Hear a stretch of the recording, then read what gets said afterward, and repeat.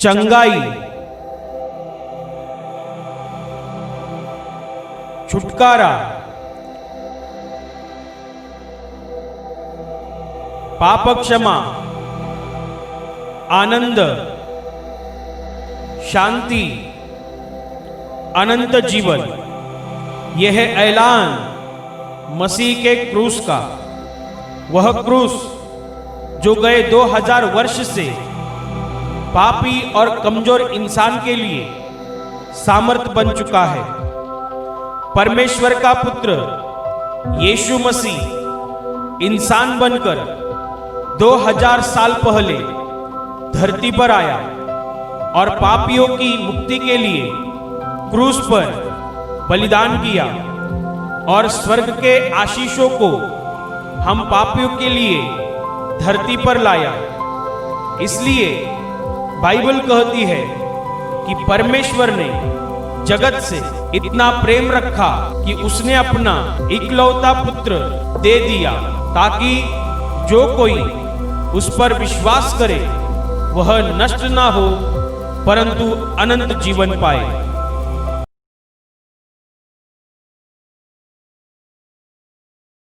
पन्ना क्रमांक 21, मत्ती रचित सुसमाचार अध्याय 13 वचन 16 और 17 मैं पढ़ रहा हूं, ध्यान से सुनिए। पर धन्य है तुम्हारी आंखें कि वे देखती है और तुम्हारे कान कि वे सुनते हैं, क्योंकि मैं तुमसे सच कहता हूं कि बहुत से भविष्यद्वक्ताओं ने और धर्मियों ने चाहा कि जो बातें तुम देखते हो देखे पर न देखी, और जो बातें तुम सुनते हो सुने पर न सुनी। Hallelujah, hallelujah, hallelujah, hallelujah. यीशु मसीह जब इस संसार में था और जब वे परमेश्वर का कार्य इस धरती पर कर रहा था, परमेश्वर की योजनाओं के विषय में वे परमेश्वर के चुने हुए लोगों को बता रहा था, परमेश्वर के प्यार के बारे में हर एक मनुष्य को वह जिक्र कर रहा था। और तब प्रभु यीशु मसीह ने यह बात कही थी अपने ऊपर विश्वास रखने वाले लोगों के प्रति। अपने ऊपर विश्वास जो रख रहे हैं, यीशु मसीह के ऊपर जितने लोग विश्वास रख रहे हैं, उनको प्रभु यीशु मसीह ये बात कह रहा है जो अभी हमने पढ़ी, जो बाइबल में बहुत ही विस्तारित रीति से लिखी गई है, बहुत ही स्पष्टता से लिखी गई है कि प्रभु यीशु मसीह अपने ऊपर विश्वास रखने वाले लोगों को यह बता रहा है, ये समझा रहा है कि धन्य है तुम्हारी आंख और धन्य है तुम्हारे कान।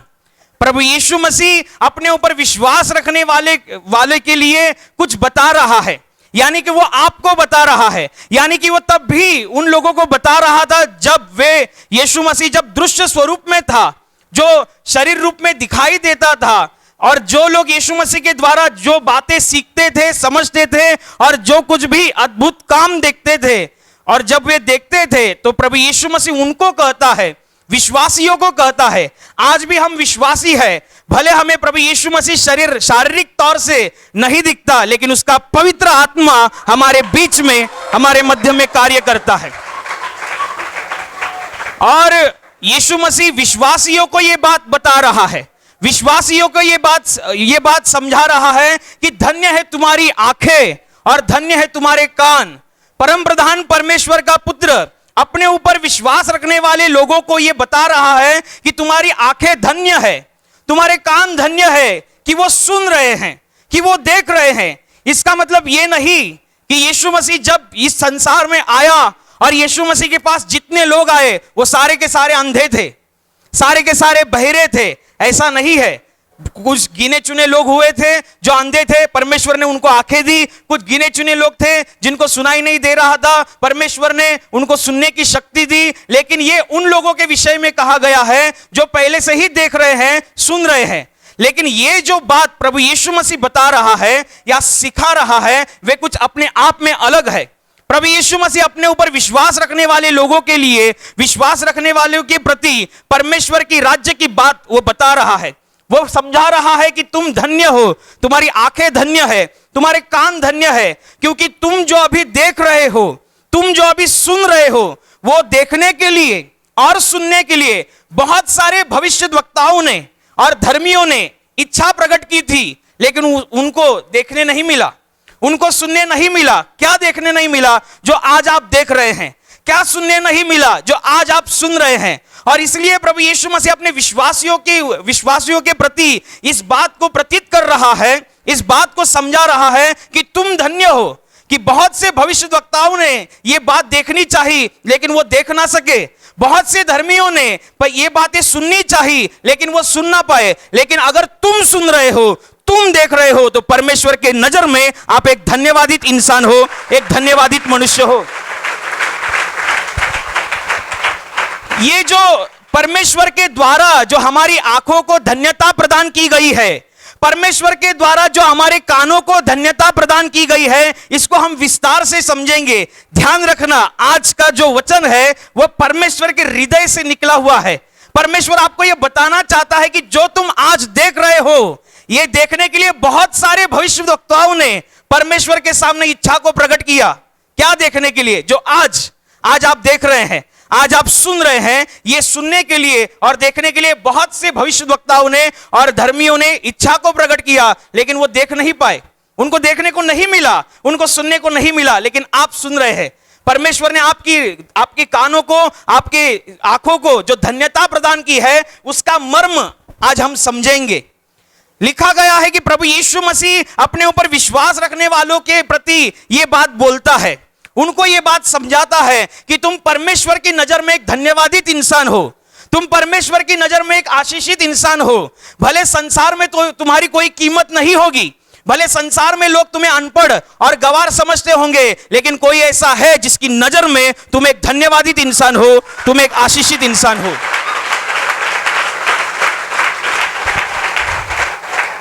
यीशु मसीह ने यह बात अपने विश्वासियों के लिए क्यों कही? यीशु मसीह यह बात अपने विश्वासियों के लिए क्यों समझा रहा है? ताकि वे समझ पाए, विश्वासी लोग समझ पाए कि जो तुम देख रहे हो या सुन रहे हो, उसकी कीमत हम पैसों में नहीं आंक सकते, उसकी कीमत इस संसार में नहीं हम आंक सकते, क्योंकि जो तुम सुन रहे हो, जो तुम देख रहे हो, ये इस संसार की बातें नहीं, वरन परमेश्वर के राज्य की यानी स्वर्ग की बातें हैं।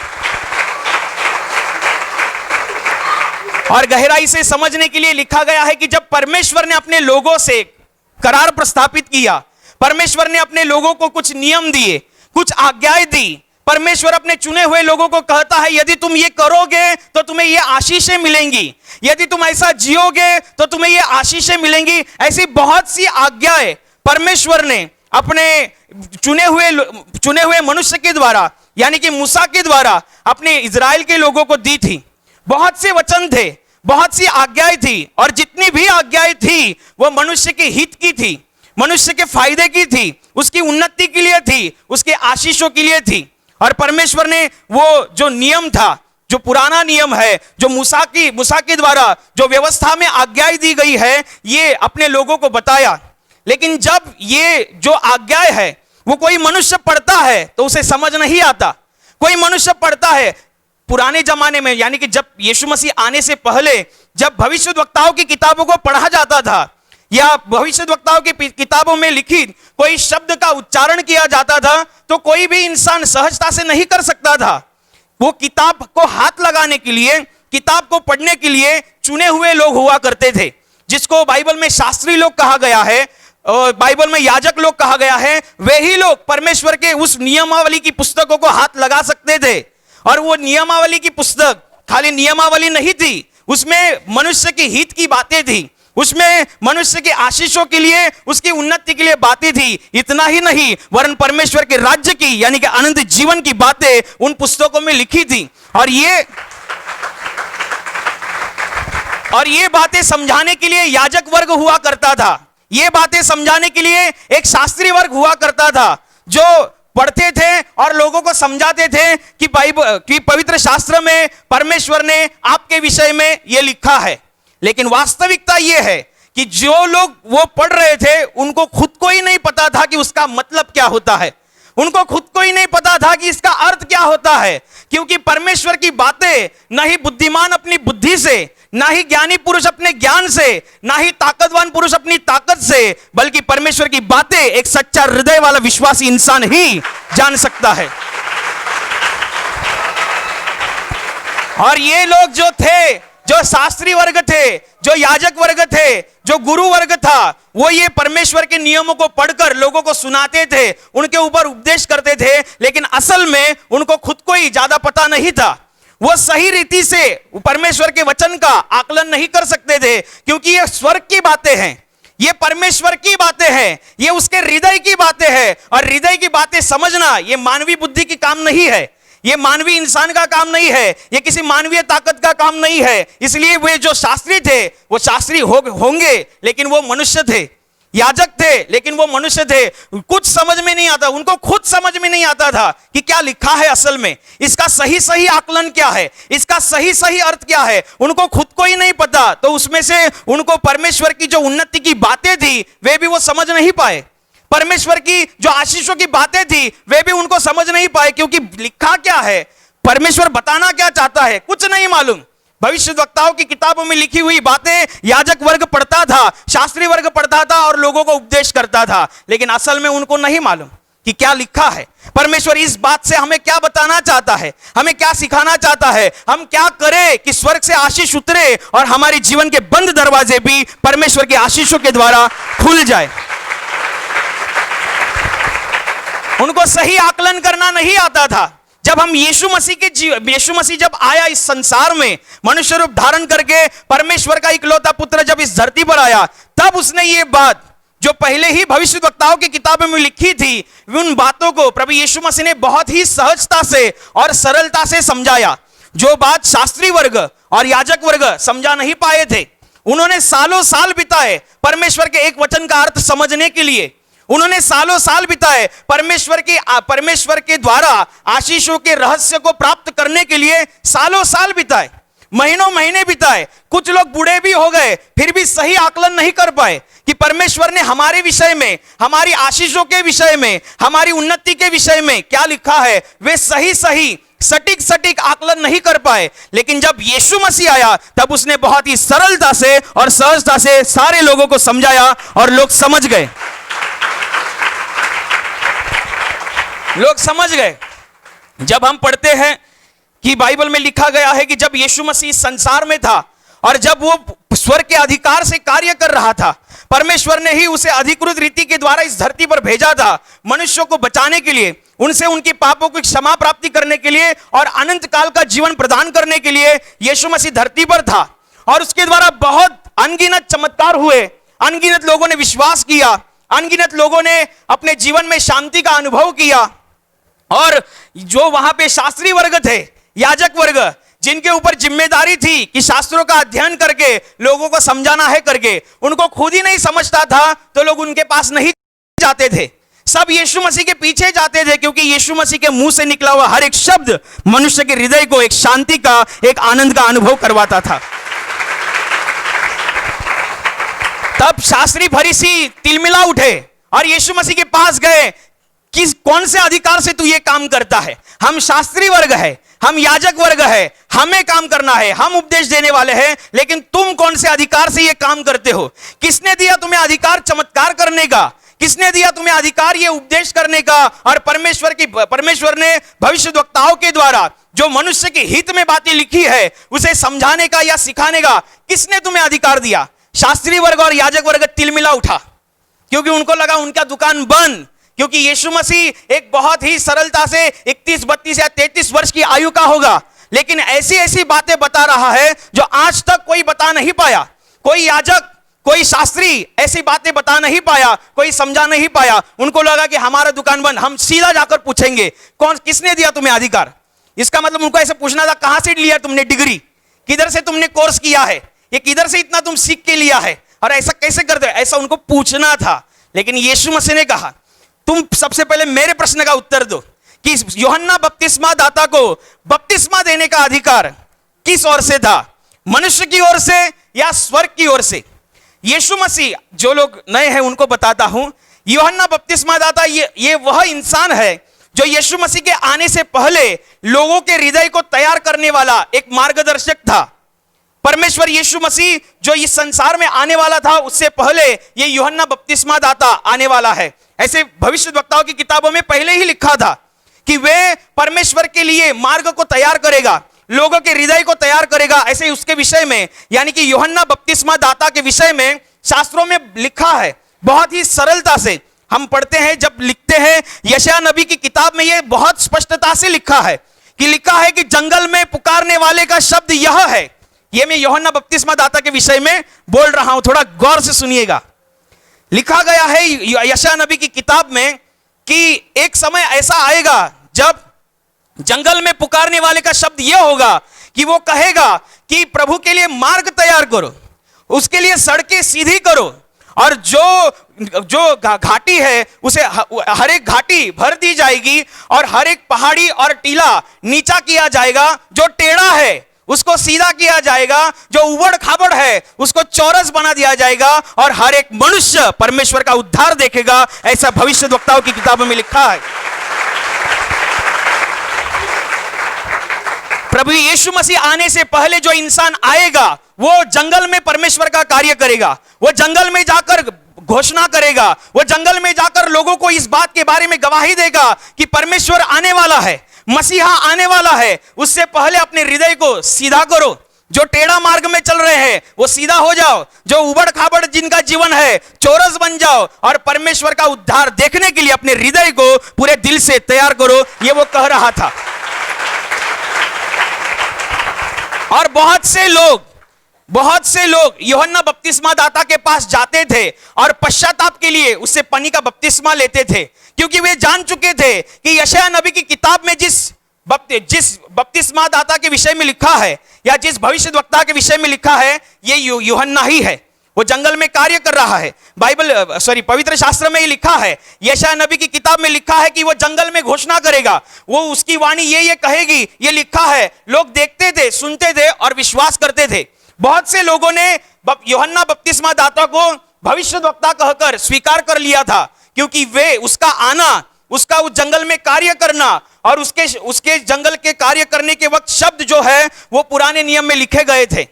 लेकिन जब यीशु मसीह ने इन लोगों को प्रश्न किया कि मुझे बताओ, शास्त्रियों को, याजक वर्ग को, कि यूहन्ना बपतिस्मादाता को बपतिस्मा देने का अधिकार कहां से था, स्वर्ग से ये कि मनुष्य से? बाइबल यो कहती है कि वे शास्त्री वर्ग, याजक वर्ग कहे कोने में चले गए और चर्चा करने लगे।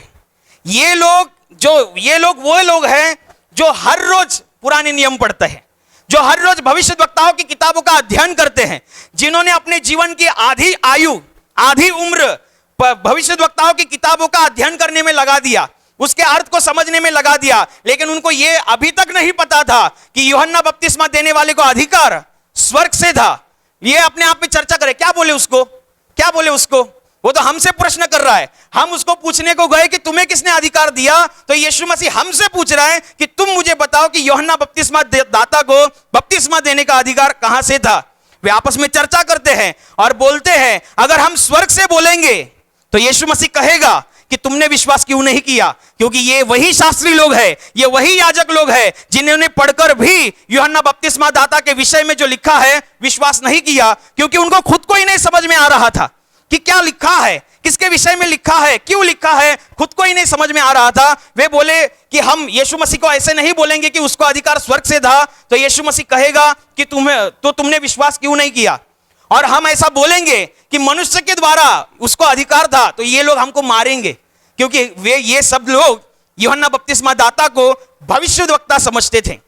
इसका मतलब यह है कि जिन्होंने अपनी उम्र की आधी उम्र जिन्होंने अध्ययन करने में लगा दिया, लेकिन समझ नहीं पाए क्या लिखा है, किस विषय में लिखा है, क्या कहना चाहता है, क्या करना चाहिए, क्या करना नहीं चाहिए, कुछ उनको पता नहीं चलता था। इसलिए वे खुद को समझ नहीं आता था। वे खुद पढ़ रहे थे लेकिन समझ नहीं पा रहे थे। ये भविष्यद्वक्ताओं की किताबों में लिखी गई बातें मनुष्य के हित की है, उसके आशीषों के लिए है, उसकी उन्नति के लिए है। ये तो परमेश्वर ने अपनी प्रजा को, अपने ऊपर विश्वास रखने वाले लोगों को ये उसकी उन्नति के लिए दिया है। लेकिन समझाएगा कौन, सिखाएगा कौन, क्योंकि ये मानवीय बातें तो है नहीं। ऐसा ही एक घटना ऐसी भी है कि परमेश्वर ने, जब हम उत्पत्ति की किताब को पढ़ते हैं तो लिखा गया है कि परमेश्वर ने 6 दिन में पूरी दुनिया को रचा और 7वें दिन उसने कुछ काम नहीं किया, उसने विश्राम किया। 7वें दिन उसने आराम किया और उस 7वें दिन को परमेश्वर ने आशीषित किया और कहा कि यह शब्द का दिन है, इसे विश्राम का दिन कहकर मनाओ। शब्द के दिन को विश्राम का दिन कहो। तो ये शास्त्री फरीसी ने समझ लिया कि शब्द का दिन परमेश्वर ने कहा है काम नहीं करना, तो कुछ नहीं करना है, कुछ भी नहीं करना है। तो जब यीशु मसीह संसार में आया और जब शब्द के दिन यीशु मसीह ने बहुत से रोगों को चंगा किया, रोगियों को चंगा किया। किसी कुबड़ी औरत को यीशु मसीह ने ठीक किया शब्द के दिन। किसी सूखे हुए हाथ वाले आदमी को यीशु मसीह ने कहा कि तू अपना हाथ बढ़ा, उसी क्षण उसका आधा हाथ पूरा हो जाता है, उसका सूखा हुआ हाथ पूरा चंगा हो जाता है। यह सब शब्द के दिन होता है। और यही शास्त्री और फरीसी यीशु मसीह को दोष लगाने के लिए उठते हैं कि शास्त्रों में लिखा है कि शब्द का दिन मनाना चाहिए, शब्द के दिन में कुछ काम नहीं करना है, तो तुम शब्द के दिन लोगों को चंगा क्यों करते हो? ये याजक लोग, ये फरीसी लोग परमेश्वर के लिखे हुए शब्दों को कुछ अलग रीति से समझते थे। उनका अपना एक दायरा था, उनकी अपनी एक बुद्धि थी। परमेश्वर कुछ अलग कह रहा है, ये कुछ अलग समझते थे, क्योंकि ये उनको समझ में नहीं आता था। वे कहते थे कि यीशु मसीह को कहते थे कि शब्द के दिन तुम लोगों को क्यों चंगा करते हो? तो यीशु मसीह ने कहा, तुम्हें मुझे बताओ कि शब्द के दिन किसी की जान बचाना अच्छा है या किसी को जान से मारना अच्छा है? और यीशु मसीह यह भी कहता है कि तुम में ऐसा कौन है जिसका लड़का या जिसका बैल शब्द के दिन कुएं में गिर जाए और उसे कोई बचा नहीं पाएगा? ऐसा कौन है? वो चुप रह जाते हैं, क्योंकि उनके बच्चे का सवाल है, उनके बैल का सवाल है, तो वो चुप रह गए। लेकिन एक बीमार इंसान चंगा हो रहा है शब्द के दिन, अपनी परेशानियों से आजाद हो रहा है, स्वर्ग की सामर्थ उतरकर उसको चंगाई दे रही है, उसका उनको कुछ मतलब नहीं। शब्द का दिन ऐसा ही कर रहे हैं। अरे शब्द का दिन, लेकिन यीशु मसीह ने कहा, वो उनको ये पता नहीं था कि किसको बोलने जा रहे हैं, किसको बता रहे हैं। वो कहता है कि मनुष्य का पुत्र ये खुद शब्द का पुत्र है, शब्द का प्रभु है, ऐसा वो खुद कहता है।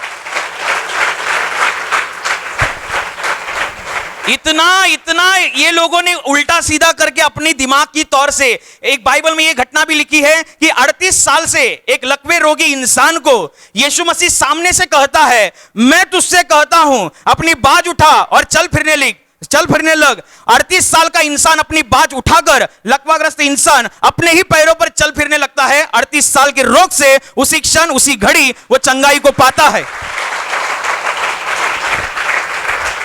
और शास्त्री फरीसी आते हैं और उससे बोलते हैं, अरे जो आदमी 38 साल से अपने पैरों पर चल नहीं पाया, जो आदमी ने 38 साल से अपने पैरों पर जान नहीं पाई, वो इंसान अभी उनके सामने चल फिर रहा है, घूम फिर रहा है, अपनी बाज उठाकर चल रहा है। ये आए ज्यादा पवित्र लोग, ये आए ऐसा कि तुम शब्द के दिन बाज कैसा उठाया तुमने? उनका मतलब यह था कि वो बाज, मतलब मराठी में कुबड़ी बोलते हैं, तुम कैसा उठाया? ये तुमको उठाना नहीं चाहिए था। शब्द के दिन में ऐसा काम नहीं करना है, ऐसा लिखा गया है। अरे तुमको क्या मालूम? परमेश्वर ये खुद कह रहा है, परमेश्वर ये बता रहा है कि तुम मुझे कहो कि क्या उचित है शब्द के दिन करना। अच्छा काम करना ये उचित है कि बुरा काम करना ये उचित है? शब्द के दिन किसी की जान बचाना ये उचित है कि शब्द के दिन किसी की जान लेना ये उचित है? तो ये थोड़े तितर बितर जाते हैं। ये कुछ बोल रहा है, ये सही है, लेकिन हमारा दिमाग ये मान नहीं रहा है, क्योंकि उनका अपना एक तजुर्बा था।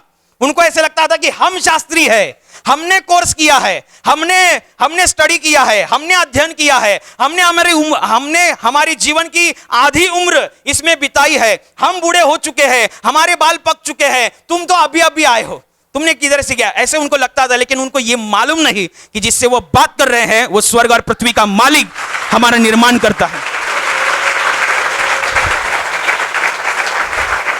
ऐसे बहुत से उदाहरण है कि शास्त्री और फरीसी परमेश्वर के लिखे हुए शब्द का गलत अर्थ निकालते थे।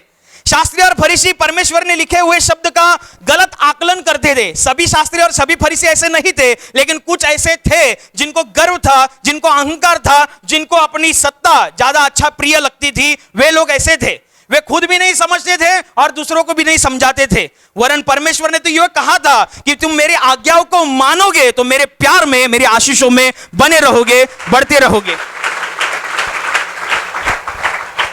आज्ञाओं को मानोगे तो मेरे आशीषों में बने रहोगे, मेरे प्यार में बने रहोगे। लेकिन आज्ञा तो पहले पता होनी चाहिए कि क्या है आज्ञा। और जो बताने वाले हैं, जो समझाने वाले हैं, वो सिखाने वाले हैं, वो आधा अधूरा ज्ञान लेकर घूम रहे हैं। शास्त्री और फरीसी आधा अधूरा ज्ञान लेकर घूम रहे हैं। उनको नहीं पता चल रहा है कि लिखा क्या है। क्या लिखा है? बाइबल में लिखा गया है कि जब यीशु मसीह रात के समय में एक घर पर था, तब वहां पर फरीसियों का एक अधिकारी आया। फरीसी ये एक ऐसा वर्ग है कि जो पुराने नियम के आज्ञाओं को बहुत ही कट्टरता से पालता है। उसको फरीसियों का वर्ग कहते हैं। उनमें से वो एक था। वो यहूदियों का एक अधिकारी था और रात के समय में आया। क्यों रात के समय में आया? सुबह क्यों नहीं आया? उसका भी एक काम है, उसके पीछे एक स्वार्थ है। रात में जाऊंगा तो कोई देखेगा नहीं, सुबह में जाऊंगा तो लोग देखेंगे कि मैं खुद को इजराइल का गुरु कहता हूं। ये खुद को इजराइल का गुरु कहता है, निकोदेमुस जिसका नाम है, ये खुद को इजराइल का गुरु कहता है और यीशु मसीह से शिक्षा लेने जाता है। सुबह को लोग देखेंगे तो क्या बोलेंगे? इससे अच्छा मैं रात में जाऊंगा। और ये रात में जाता है और कहता है, हे रब्बी, हे गुरु, तू परमेश्वर से आया हुआ गुरु है, क्योंकि हम ये जानते हैं कि तू जो चिन्ह करता है, तू जो चमत्कारों को करता है, ये चिन्ह और चमत्कार बिना परमेश्वर की सामर्थ के कोई नहीं कर सकता, और तुम कर रहे हो, इसका मतलब ये परमेश्वर की सामर्थ है। तो प्रभु यीशु मसीह देखता है कि ये निकोदेमुस है, ये फरीसियों में से कोई है, ये यहूदियों का अधिकारी है। तो यीशु मसीह उसको स्वर्ग की गहरी बातें बताता है। वो कहता है कि नए सिरे से जन्म लिए बगैर कोई भी परमेश्वर के राज्य में प्रवेश नहीं कर सकता। उसका माथा ठनक जाता है कि ये क्या बोल दिया अभी प्रभु यीशु मसीह ने। यीशु मसीह स्वर्ग की गहरी, यीशु मसीह देखता है कि ये फरीसी है, ये पुराने नियम की आज्ञाओं को बहुत ही कट्टरता से पालने वाला है, तो इसको मैं बोलूंगा, इसको समझ में आएगा। यीशु मसीह कहता है कि सुनो, नए सिरे से जन्मे बगैर कोई भी परमेश्वर के राज्य में प्रवेश नहीं कर सकता। इसकी दिमाग काम करना बंद हो जाता है। वो यीशु मसीह से पूछता है कि एक बूढ़ा इंसान वापिस से छोटा होकर अपनी मां की कोख से जन्म कैसे लेगा? ये अलग बोल रहा है। यीशु मसीह समझ गया कि ये कुछ अलग है। यीशु मसीह ने कहा, मैं तुमसे कहता हूं कि नए सिरे से जन्म लेने के विषय में तो तुम ताज्जुब क्यों करते हो? जो शरीर से जन्मता है वो शारीरिक है, जो आत्मा से जन्मता है वो आत्मिक है।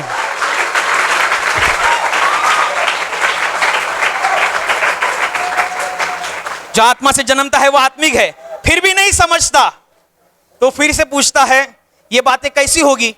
या आप जितना बोल रहे सब ठीक है, लेकिन ये कैसे होगा?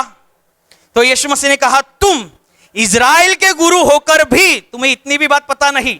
इसका मतलब मैं आपको यह बताना चाहता हूं कि तब के जमाने के लोग, जो शास्त्री खुद को कहलाते थे, जो याजक खुद को कहलाते थे, लेकिन वो परमेश्वर की बातों को नहीं समझ पाते थे जो पहले से ही लिखी है। वो उसका आकलन नहीं कर पाते थे जो पहले से ही लिखी है, और उनको खुद को ही नहीं पता, जिनके ऊपर जिम्मेदारी रखी है परमेश्वर की आज्ञाओं को बताने के लिए या उसके विषय में उपदेश करने के लिए, उनको खुद को ही नहीं पता है, तो लोगों को क्या पता चलेगा? लोगों को क्या आज्ञाएं समझेंगी? और आज्ञा ही नहीं समझी तो आज्ञाएं कैसे मानेंगे? और मानेंगे ही नहीं तो परमेश्वर में के प्यार में कैसे बढ़ेंगे? ये बहुत ही कठिन हो चुका था तब के जमाने में, जब यीशु मसीह नहीं था। लेकिन जब यीशु मसीह आया, जब स्वर्ग और पृथ्वी के मालिक ने अपना दायरा इस पृथ्वी पर रखा, अपना पैर इस पृथ्वी पर रखा, तो लोगों ने परमेश्वर की इन्हीं बातों को, इन्हीं रहस्यों को, इन्हीं भेदों को बहुत ही सहजता से और सरलता से समझा कि लोग समझ गए कि परमेश्वर का राज्य कैसा है। ये कोई ऐसी बात नहीं है। जब यीशु मसीह संसार में कार्य कर रहा था, यीशु मसीह जब लोगों को उपदेश दे रहा था, एक अनपढ़ से अनपढ़ इंसान भी परमेश्वर की राज्य के विषय में समझ सकता था। एक गवार से गवार इंसान भी परमेश्वर के राज्य के विषय में समझ सकता था, क्योंकि यीशु मसीह बोलता ही ऐसे था। वो अगर किसानों के बीच में खड़ा है और किसानों को परमेश्वर के राज्य के बारे में बताना है, तो बाइबल यो कहती है कि यीशु मसीह उनको ऐसे कहता है कि देखो, परमेश्वर का राज्य किसी बीज बोने वाले के समान है। कोई कुछ बीज मार्ग के किनारे गिरते हैं तो पंछी आकर उन्हें खा जाते हैं। कुछ बीज पथरीले रास्ते पर पड़ते हैं तो वहां पर वो मिट्टी ना होने के कारण उग तो जाते हैं, लेकिन जब सूरज होता है तो वो जलकर राख हो जाते हैं। कुछ बीज झाड़ियों में गिरता है, तो बीज झाड़ियों में गिरता है तो झाड़ियां ज्यादा बढ़ने के कारण बीज की जो खुद की जो बढ़ाई है वो कम हो जाती है। और कुछ बीज अच्छी भूमि पर गिरते हैं, वहां 100 गुना, 60 गुना और 30 गुना फल आता है। ये जो मैंने बताया इसका बहुत आकलन है, लेकिन टाइम कम है अपने पास, मैं थोड़ा थोड़ा शॉर्टकट में बताऊंगा। लेकिन किसानों को जब यीशु मसीह बोल रहा है स्वर्ग के राज्य के विषय में, तो उनको समझ में आए उस रीति से यीशु मसीह बोल रहा है। अगर यीशु मसीह का सुनने के लिए कोई व्यापारी लोग आए हैं जो बिजनेस करते हैं, उनको अगर परमेश्वर के राज्य के बारे में बताना है, तो यीशु मसीह कहता है कि देखो, परमेश्वर का राज्य उस एक व्यापारी के समान है जो किसी एक अनमोल मोती की खोज में है। जब उस व्यापारी को वो अनमोल मोती मिलता है, वो अपना सब कुछ बेच बाच के वो एक अनमोल मोती खरीद लेता है, तो व्यापारी लोग भी समझ जाते हैं कि परमेश्वर के राज्य की तुलना इस धरती पर किसी से नहीं हो सकती, ये अपने आप में कुछ अलग है। जब यीशु मसीह मछुआरों के बीच में है, तो मछुआरों के लिए कहता है कि देखो, परमेश्वर का राज्य कोई एक बड़े जाल के समान है। कोई एक जाल समंदर में फेंकता है और हर प्रकार की मछलियां उस पर इकट्ठा होती है। जाल भर जाता है तो वो उसे खींच लाकर किनारे पर रखते हैं। अच्छी मछलियां बर्तनों में जमा की जाती है और बाकी का जो कूड़ा है वो फेंक दिया जाता है। वैसे ही अंत के दिनों में होगा, स्वर्ग से स्वर्गदूत उतरेंगे और धर्मियों से दुष्टों को अलग करेंगे और उनको अंधेरी काल कोठरी में जहां दांत पिसना और रोना चालू है, यानी कि नरक में डालेंगे। यीशु मसीह हर एक के विषय में बताता था। कोई व्यापारी इंसान है तो उसको जैसे समझे उसी विषय में बताता था। कोई किसान है तो उसको उसी विषय में बताता था। कोई धनी इंसान है तो उसको उसी विषय में बताता था, क्योंकि वो परमेश्वर था, उसे बातें मालूम थी। जब ये बातें जो लोगों के लिए अपरिचित थी, लोग समझ नहीं पाते थे, लेकिन जब यीशु मसीह ने खुद से देखा कि परमेश्वर लोगों से कितना प्रेम रखता है, कि जो बातें ज्ञानी लोग नहीं समझ पाए, जो बातें समझदार लोग नहीं समझ पाए, जो बातें संसार के धनी लोग नहीं समझ पाए, वे बातें उसके ऊपर विश्वास रखने वाले एक साधारण विश्वासी भी समझ जाता है। साधारण विश्वासी भी समझ जा रहा है। बाइबल में लिखा गया है कि जो बातें तुम अभी देख रहे हो, जो बातें तुम अभी सुन रहे हो, ये बातें सुनने के लिए और ये बातें देखने के लिए बहुत से भविष्यद्वक्ताओं ने अपनी इच्छा को परमेश्वर के सामने रखा। यह अपने आप में बहुत गहरी बात है कि हमारी आंखों को जो परमेश्वर ने धन्यता को प्रदान किया है, या हमारी कानों को जो परमेश्वर ने धन्यता को प्रदान किया है, यह धन्यता की तीव्रता कितनी है। अगर इस बात को आपको गहराई से समझना है तो परमेश्वर के इस वचन की ओर ध्यान दीजिए। परमेश्वर यीशु मसीह कहता है कि बहुत से भविष्यद्वक्ताओं ने अपने जीवन काल में यही बातें देखने के लिए परमेश्वर के सामने इच्छा को रखा था, लेकिन उनको देखने को नहीं मिला। बहुत से भविष्यद्वक्ताओं ने, भविष्यद्वक्ता बहुत से लिखा है, इसका मतलब किसी एक के विषय में नहीं लिखा है, बहुत से भविष्यद्वक्ता। देखा जाए तो किसी एक भविष्यद्वक्ता की जीवन से हमारा जीवन मैच नहीं हो सकता, हमारा जीवन तालमेल नहीं खा सकता, क्योंकि भविष्यद्वक्ताओं का जीवन अपने आप में बहुत संघर्षमय है। जब हम पुराने नियम की लोगों के विषय में पढ़ते हैं, जब हम यूहन्ना बपतिस्मा के दाता विषय पढ़ते हैं, तो बाइबल में यह लिखा गया है कि ये जंगल में रहता था, ये मद खाता था, ये टिड्डियां खाता था, हमारे जैसे दाल चावल रोटी नहीं खाता था, ये जंगल में रहता था। ये एक भविष्यद्वक्ता था। भविष्यद्वक्ताओं की जीवन शैली अपने आप में बहुत ही आत्मिक संघर्ष से भरी है, लेकिन उतनी ही वो परमेश्वर के राज्य से और परमेश्वर के आशीषों से उनका जीवन भरा है। और यही जीवन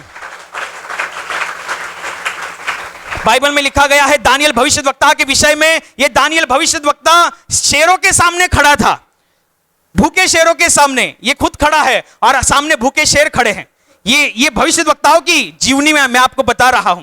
ऐसे भविष्यद्वक्ता कई सारे होकर गए हैं और उन भविष्यद्वक्ताओं की जीवन से परमेश्वर हमारी तुलना करता है कि देखो, वे लोग नहीं देख पाए, लेकिन तुम देख रहे हो, क्योंकि तुम परमेश्वर की नजर में एक धन्यवादित इंसान हो। दानियल भविष्यद्वक्ता भूखे शेरों के सामने खड़ा था, फिर भी परमेश्वर को दुहाई देता रहा, फिर भी परमेश्वर के प्यार के विषय में जिक्र करता रहा, फिर भी परमेश्वर के नाम की दुहाई देता रहा। वो भविष्यद्वक्ता था। भविष्यद्वक्ताओं की जो जीवन शैली है वो अपने आप में बहुत संघर्षमय है, लेकिन आशीषों से भरी है। एक भविष्यद्वक्ता की जीवन शैली अगर हम अपने जीवन से तुलना करने जाएंगे तो वो बहुत अलग है। उसकी जीवन शैली हमारे 10-20 जन्म हो जाएंगे तो उसका एक अकेले का जीवन हो जाएगा, एक भविष्यद्वक्ता का जीवन और हमारे 10-20 जीवन वैसा हो जाएगा। लेकिन यीशु मसीह कहता है बहुत से भविष्यद्वक्ता, एक भविष्यद्वक्ता के जीवन से हमारा जीवन तालमेल नहीं कर सकता, लेकिन परमेश्वर ने जो स्वर्ग से जो आपके ऊपर अनुग्रह किया है और उस अनुग्रह के द्वारा परमेश्वर ने जो आपकी आंखों को और कानों को धन्यता दी है, उस धन्यता को प्रकट करते समय यीशु मसीह बता रहा है कि बहुत से भविष्यवक्ताओं ने नहीं देखा, लेकिन तुम देख रहे हो। उन्होंने देखने की इच्छा को दर्शाया, उन्होंने सुनने की इच्छा को दर्शाया, ना वो सुन पाए ना वो देख पाए, लेकिन तुम समझ रहे हो। तब के कार्यकाल में परमेश्वर की आशीषों को या परमेश्वर की सामर्थ को लोग थोड़े थोड़े पैमाने में देखते थे, थोड़े थोड़े पैमाने में। मराठी में अच्छा शब्द है, टप्प्या टप्प्या नहीं, थोड़े थोड़े पैमाने में देखते थे। आशीषें थी, पवित्र आत्मा था, लेकिन जो कार्य आज होता है वैसे तब नहीं होता था। परमेश्वर के लोग थोड़े थोड़े पैमाने में देखते थे, लेकिन आज अब भी ये आज 19 तारीख है, बराबर, आज 19 तारीख है। अभी मैं ये प्रवचन करके चला जाऊंगा, लेकिन उसके बाद जब पवित्र आत्मा मंडराएगा तब आप देखेंगे कि जो जो स्पर्श होता है तब आपको पता चलेगा, तब आपको पता चलेगा। आधे घंटे में कम से कम 50 से ज्यादा गवाही आप सुनेंगे। 50 से ज्यादा गवाहियां, ये 50 परमेश्वर के प्यार करने के तरीके हैं, ये 50 परमेश्वर के कार्य करने के तरीके हैं, ये 50 परमेश्वर के गुणों को प्रकट करेंगे आधे घंटे में। और तब के लोग थोड़ा थोड़ा करके देखते थे, थोड़ा थोड़ा पैमाने में। लेकिन आज जो हम प्रभु यीशु मसीह के कृपा के कार्यकाल में जी रहे हैं, आज हम आधे घंटे में 50 गवाहियां सुनकर भी हो जाएंगी। आपको पता भी नहीं चलेगा कि 50 होकर 50 से ज्यादा ही होती है, लेकिन मैं कम आंकड़ा बता रहा हूं। 50 से ज्यादा गवाही आप सुनते हैं। जब आप गवाही सुनेंगे, जब आप किसी के ऊपर भारी सामर्थ उतरती हुए देखेंगे और वो इंसान गिरता हुआ देखेंगे, तो ये समझ लेना स्वर्ग से आपकी आंखों को, आपके कानों को धन्य ठहराया गया है।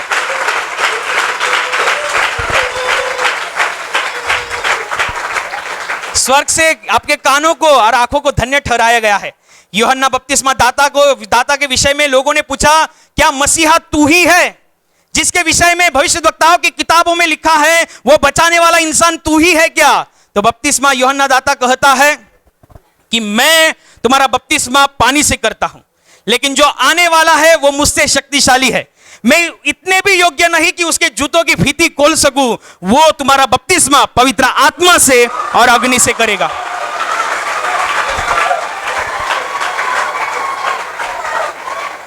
अपने आप में बहुत ही गहरी बातें हैं। समय कम है, नहीं तो मैं और बता देता था कि आपकी आंखें कितनी धन्य है। आप अगर इस वचन को घर जाकर पढ़ना, देखना क्या लिखा है। लिखा यह है कि यीशु मसीह ये कहता है कि मैं तुमसे सच कहता हूं कि भविष्यद्वक्ताओं ने और धर्मियों ने, अभी इस बात के ऊपर गौर करना, मैं तुमसे सच कहता हूं। ये बोल कौन रहा है? सच यानी कि सत्य। यीशु मसीह कहता है मैं ही मार्ग, मैं ही सत्य और मैं ही जीवन हूं। यीशु मसीह खुद अपने आप में सत्य की नदी है, वो सत्य का स्रोता है। उसके भीतर से, उसके अंदर से सत्य निकलता है, और ये सत्य स्वर्ग का, राज्य का और परमेश्वर के वचनों के ऊपर आधारित है।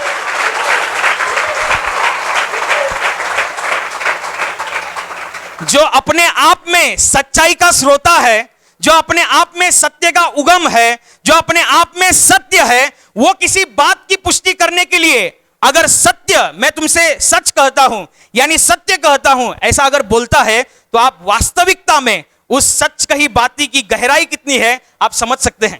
ये बहुत ही गहरा है, बहुत ही गहरा। लेकिन आप इतना याद रखो, आप इतना याद रखो कि स्वर्ग का जो परमेश्वर है, जो स्वर्ग के उच्च स्थान में विराजमान है, वह परमेश्वर ये कहता है, बाइबल में लिखा गया है, जब यीशु मसीह खुद भी देखता था कि भविष्यद्वक्ता अपनी उम्र गवाते थे, काले बाल सफेद हो जाते थे, लेकिन परमेश्वर की बातों को समझ नहीं पाते थे। लेकिन आज जो मैं इस धरती पर आया हूं, जो मेरे पिता ने मुझे इस धरती पर भेजा है अपने लोगों को बचाने के लिए, और जो परमेश्वर अपने वचनों को, अपने शब्दों को अपने लोगों के सामने कैसी सहजता से प्रकट करता है। यीशु मसीह कहता है मैं अपने मन से कुछ नहीं कहता, जिसने मुझे भेजा है वो पिता मुझे जैसे आज्ञा देता है वैसे ही मैं तुम्हें बताता हूं।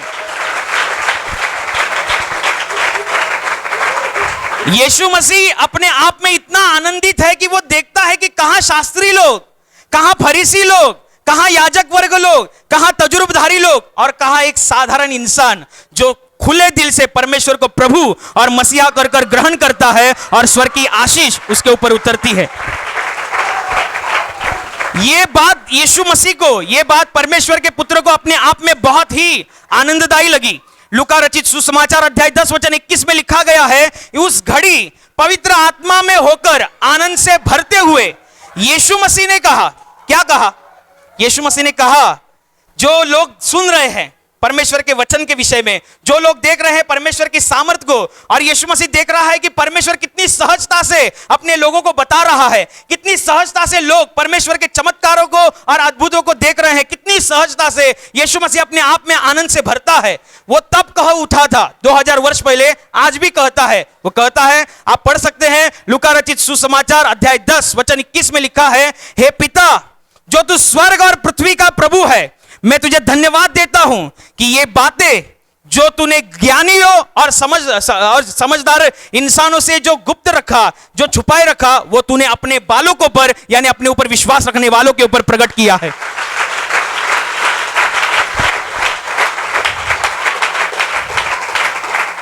आप अपने आप को कभी कमजोर मत समझना, आप अपने आप को कभी दुर्बल मत समझना। आपके विषय में संसार क्या कहता है ये मायने नहीं है, संसार के लोगों में आपकी क्या प्रतिष्ठा है ये मायने नहीं है, आपकी क्या कीमत आंकी जाती है ये मायने नहीं है, लेकिन ध्यान रखना, जिसने सारे ब्रह्मांड को रचा है उसके नजरों में आप एक धन्यवादित इंसान है, आप धन्यवादित पुरुष, धन्यवादित स्त्री है। आप धन्यवादित है इसलिए परमेश्वर के शब्दों को सुन रहे हैं, आप धन्यवादित है इसलिए परमेश्वर के द्वारा घटी हुई गवाहियों को सुन रहे हैं। परमेश्वर के द्वारा, परमेश्वर की भारी सामर्थ जब किसी मनुष्य के ऊपर उतरती है और कोई मनुष्य उसे सहन नहीं कर पाता, जो गिरता है, अगर आप देख रहे हैं तो स्वर्ग से आपकी आंखों को धन्यता प्रदान की है, आप धन्य इंसान है। तो किसी गवाही को, किसी सामर्थ को, किसी वचन को अनदेखा मत करो, क्योंकि अगर आप अनदेखा करेंगे तो परमेश्वर ने स्वर्ग से आपको जो धन्यता को प्रदान किया है, आप उस धन्यता को गवा बैठेंगे। आप धन्यता को गवा मत बैठो, क्योंकि ये हमारी मेहनत से नहीं, हमारे दिमाग से नहीं, हमारी ताकत से नहीं, बल्कि सलीब पर जो परमेश्वर का इकलौता पुत्र अपनी जान जिसने वो दी है, उसके लहू के द्वारा हम ये सब देख पा रहे हैं। उसके लहू के द्वारा हमारी आंखें धन्य है, उसके लहू के द्वारा हमारी आंखें धन्य है, और उसके लहू के ही द्वारा हमारे जीवन में आशीष, आशीष और आशीष आएंगी। हालेलुया। और अभी प्रार्थना करने का समय है।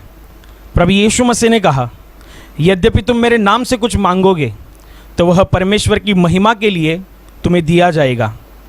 हाँ, उसका वचन यही सत्य है। वह अपने वचनों को पूरा करना जानता है, वह अपने वचनों को पूरा करने की सामर्थ्य रखता है। इसलिए हम उसके वचनों पर और सामर्थ्य के ऊपर विश्वास रखते हुए विश्वास के द्वारा प्रार्थना करेंगे। आपके जिस हिस्से पर बीमारी है उस हिस्से पर हाथ रखिए, और वहाँ हाथ नहीं रख सकते तो अपने सीने पर हाथ रखिए। आपके जीवन में से और शरीर में से हर एक दुख, तकलीफ, बीमारी प्रभु यीशु मसीह के पवित्र नाम इसी क्षण नष्ट हो जाए। आपके जीवन के बंधन और श्राप प्रभु यीशु मसीह ने बहाए हुए पवित्र लहू के द्वारा इसी क्षण टूट जाए। आपके जीवन की समस्या और शैतान का भयावह अंधार प्रभु यीशु मसीह के दिव्य और पवित्र प्रकाश के द्वारा इसी क्षण नष्ट हो जाए।